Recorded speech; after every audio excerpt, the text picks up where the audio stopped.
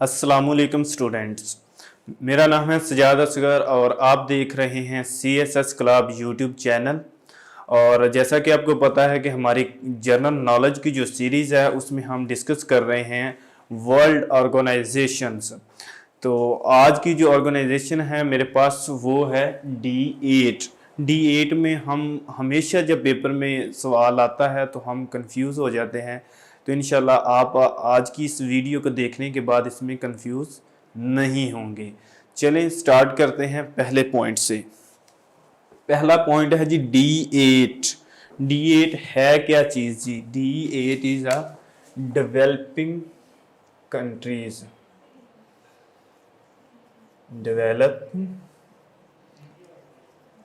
Developing countries को कहते हैं जी। असल में इस डी से मुराद है डेवलपिंग और एट से मुराद है कि 8 कंट्री। ठीक है, 8 ममालिक, यानी कि डेवलपिंग, डी से डेवलपिंग और 8 से कंट्री, यानी कि 8 कंट्री। अच्छा, ये बनाई क्यों गई थी? ये असल में है ऑर्गेनाइजेशन ऑफ इकोनॉमिक डेवलपमेंट या इकोनॉमिक डेवलपमेंट।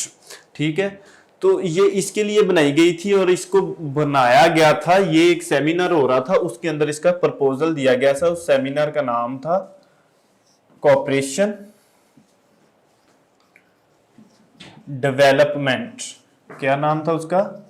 Corporation development.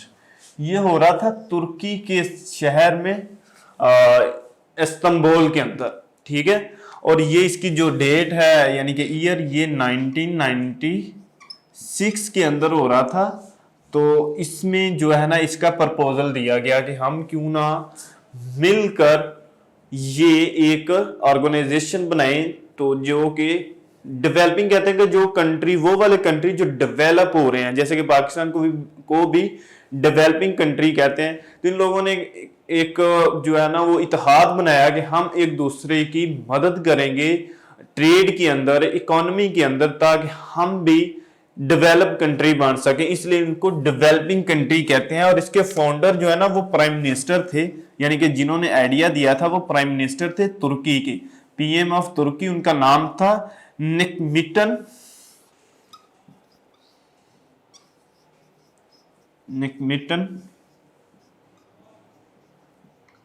इराबाकन। ठीक है, तो इनका ये आइडिया था, इन्हीं को फाउंडर ऑफ D8 कहते हैं। ठीक है, और ये जो बनी थी ना, इसके 1 साल बाद, इस डिक्लेरेशन यानी कि इस सेमिनार के बाद, ये वाला इसके 1 साल बाद यानी कि 1997 के अंदर, और डेट थी जून 15 जून 1997 के अंदर D8 जो है वो मार्ज़े वजूद में आ गया था। इसके जो मेंबर स्टेट थे, जैसे कि लास्ट वीडियो में मैं आपको बताया, 3 फाउंडर मेंबर ऑफ RCD या ECO, तो वही इसका भी हिस्सा है। तो उसी तरह से वो आप याद कर लें जी, जिसमें हमने PTA का जिक्र किया था, यानी कि Pakistan, Turkey and Iran. Pakistan, Turkey, Iran. ठीक है, और एक आप इसमें डाल लें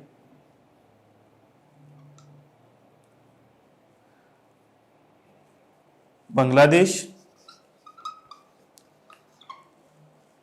जी। तो बांग्लादेश के बाद 2 कंट्री ऐसे हैं जो कि कहां से, साउथ ईस्ट एशिया से। हम आसियान पढ़ेंगे तो मैं आपको बताऊंगा कि east Asia, south east Asia में जो कंट्री आते हैं वो कौन कौन से हैं, लेकिन यहां पे हमने जस्ट 2 करने हैं। एक है इंडोनेशिया और एक है मलेशिया। ये 2 वो कंट्री हैं जो कि इसका D8 का हिस्सा है। और 2 वो कंट्री हैं जो कि हैं अफ्रीका से, कॉन्टिनेंट अफ्रीका से। एक है नाइजीरिया और दूसरा है इजिप्ट, यानी कि मिस्र। ये अब गिन लें, 1 2 3 4 5 6 7 8, ये 8 कंट्री, इसलिए इसको D8 कहते हैं। अब इसमें जो मर्जी और कंट्री आ जाए, पीएससी में या आईपीएससी में सवाल किया जाता है कि पाकिस्तान D8 कंट्री का हिस्सा है, तो यस है। और इसके अलावा और कोई पूछा जाता है कि which is the following countries are not part of the D8, तो वो है इन 8 में से अलहदा जो होगा, जो भी ऑप्शन के अंदर इन 8 में से नहीं होगा वो इसका हिस्सा नहीं है। ये है जी D8। अब आते हैं इसके सेक्रेटरी जनरल पे। इस वक्त इसका करंट सेक्रेटरी जनरल कौन है और इसके प्रिंसिपल ऑर्गन्स यानी कि वो जो मेन ऑर्गन्स हैं वो कौन से हैं।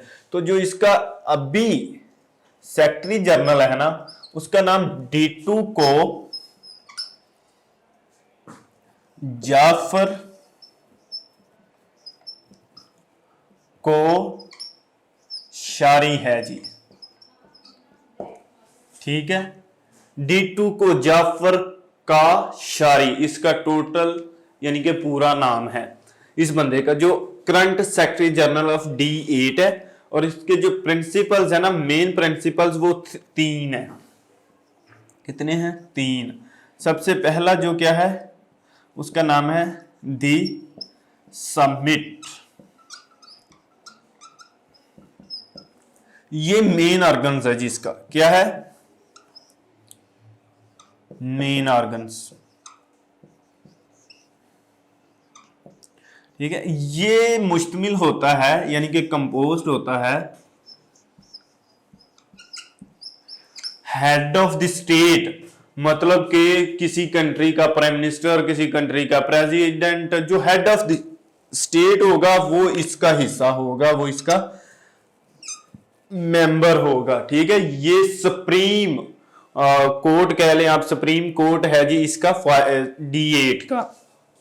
और एक इसके अंदर होता है दी काउंसिल, दी काउंसिल। ये कंपोज्ड होता है जी फॉरेन मिनिस्टर जो होते हैं ना, फॉरेन मिनिस्टर,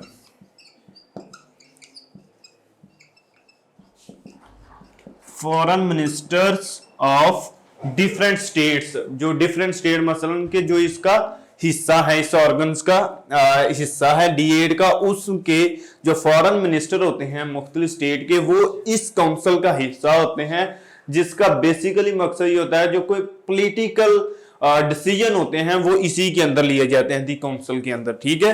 पॉलिटिकल डिसीजन के लिए ये होती है। तो ये एक ये है, और एक इसकी ऑर्गन है दी कमीशन।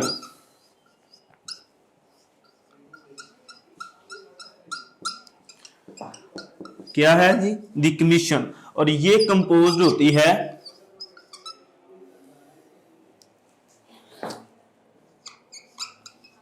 कमिश्नर पर। कहां, किस पे?